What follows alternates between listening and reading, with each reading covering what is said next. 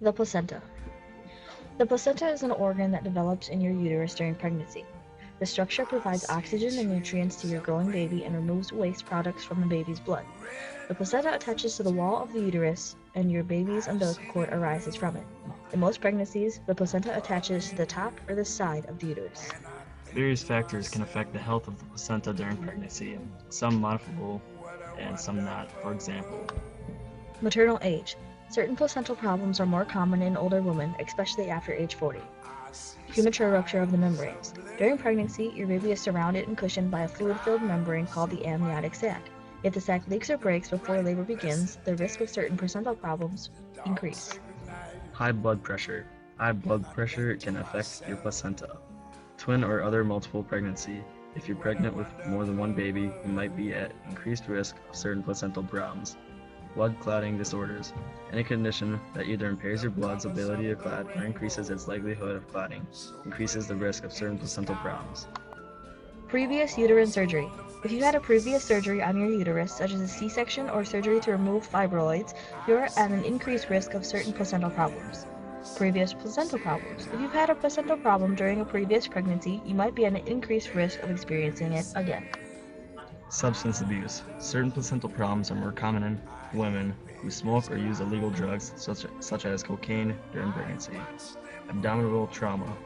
Trauma to your abdomen, such as from a fall or other type of blow to the abdomen, increases the risk of certain placental problems. During pregnancy, the most common placental problems include placental abruption, placenta previa, and placenta accreta.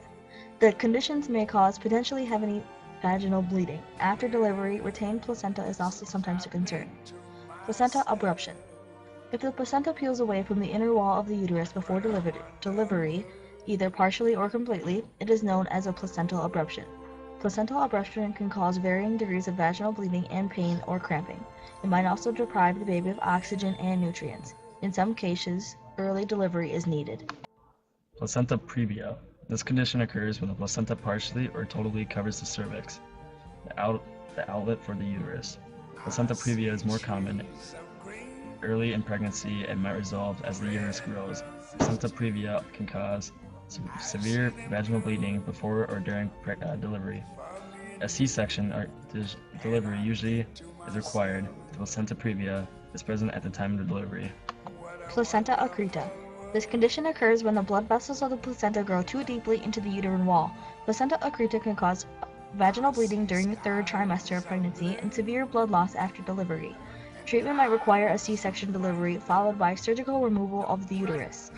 More aggressive forms of this problem can occur if the placenta invades the muscles of the uterus or if the placenta grows to the uterine wall.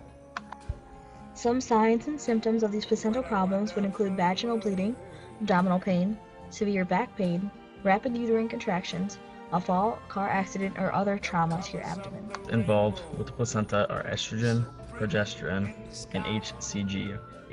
HCG, or human chorionic gonadotropin, is produced by the fertilized egg and it maintains the corpus luteum during the first stages of pregnancy. The corpus luteum is a structure that remains in the ovary after the egg has been discharged. HCG is a hormone that is tested when you take a pregnancy test.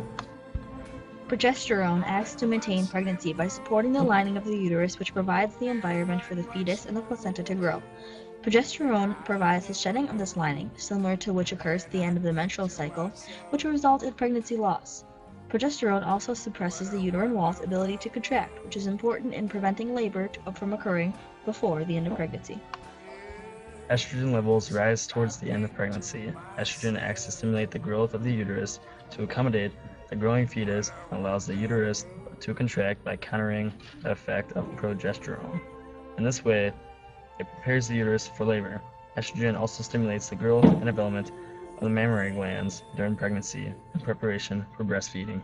Basically, what you need to remember is the hormones produced by the placenta is HCG, estrogen, and progesterone.